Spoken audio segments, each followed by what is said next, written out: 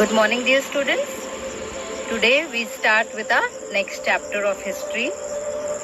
Chapter number 2, New Kings and Kingdoms. Children, in last chapter we have studied about the maps. Okay, two different types of map, about the cartographer, about the archives, and even we have seen about the periodization, how the period was divided into three. And in this chapter number 2, we are going to study about the king and their kingdom, how the kingdom were divided and how the king ruled. We will see like how the peasants were giving their taxes and how the king was ruling, taking those money in their accounts. So in this chapter, let's see in this chapter about the different kings and their kingdoms which were divided during those time, children.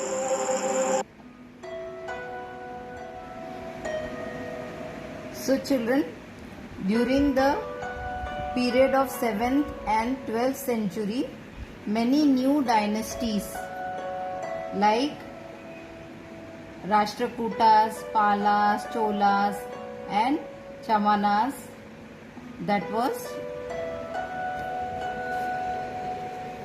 Chauhans, these dynasties emerged in different part of the subcontinent. Now we'll see the next topic, that is the emergence of new dynasties. Now children, the new rulers were previously the big landlords or warriors, working under the existing kings as subordinate or samanthas. So these samanthas were expected to bring gift for the king or overlords, had to be present at their courts and would provide them military support. So these samanthas, you can see in the picture how he is offering the gift to the king and how they used to provide military support to the king. So these were the samanthas.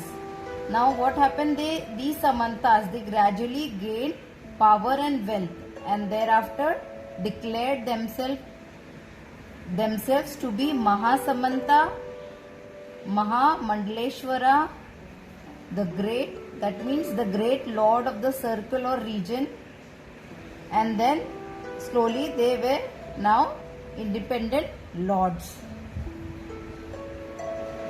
Now children, in the picture you can see next, and one such instance was that of the Rashtrakutas in the Deccan.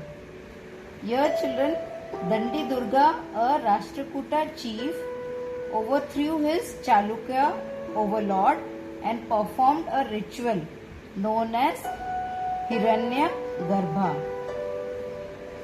And that means, literally, that means the golden womb. It was done in order to transform one's identity as Kshatriya, even if one was not one by birth. So this ritual was performed to become Kshatriya.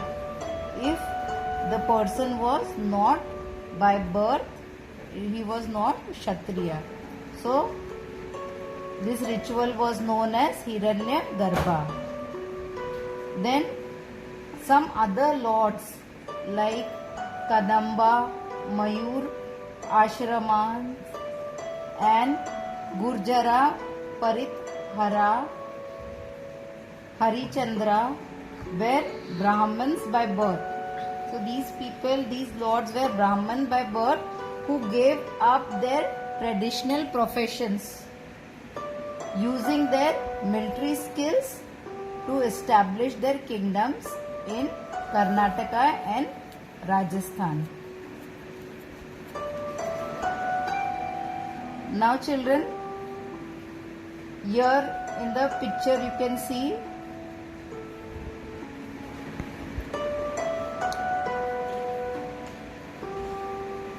Here a wall relief in cave 15 at Ellora shows Vishnu as Nar Simha, the man lion. It is a work of the Rashtrakuta period that tells us that being born as a Kshatriya was important in order to become a ruler during the years between 700 to 1700. Can you see in the picture?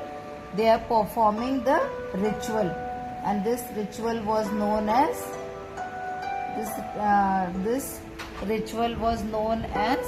Hiranya Garbha, the golden womb. So children, then we come here. You can see in the picture. So this was the wall of Ellora, where the work of Rashtrakuta period, showing Vishnu as Narsimha. Now then we come to our next topic, that is administration in the kingdom. Now many of these new kings adopted high sounding titles like Maharaja, Adhiraja. Okay, they gave themselves a title, great king. That means Maharaja, Adhiraja means great king, overlord of kings. Or Tribhuvana, Chakravarti, lord of the three worlds. That means, though they shared power with their Samantas as well as with associations of peasants, traders and Brahmins.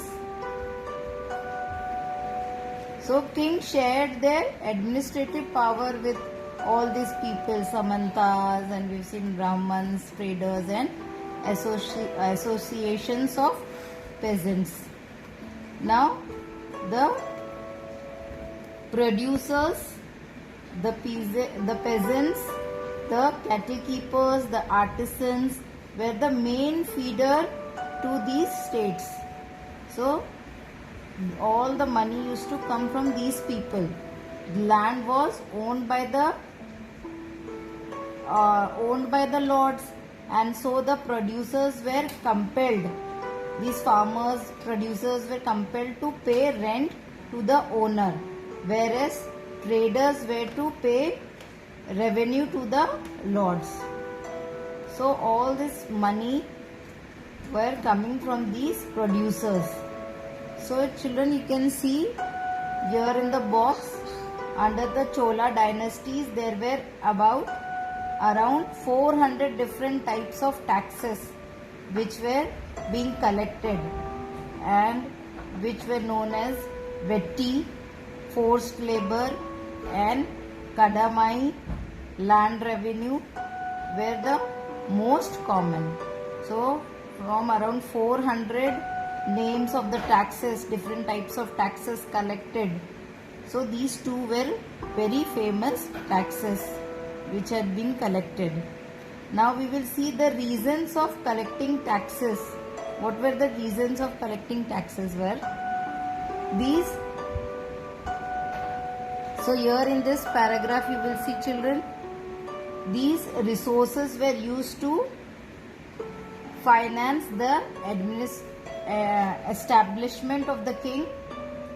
So this finance was used, and for construction of temples and forts, and also for fighting wars, which were also done to expand resources through plundering, acquiring land and finding trade routes. So these were the reasons of collecting the taxes. These revenue functionaries were recruited from influential families, and position were often hereditary. So these people, those who used to collect the taxes, were from the influential families, okay, and this post were hereditary. That means the father's post was given to his son.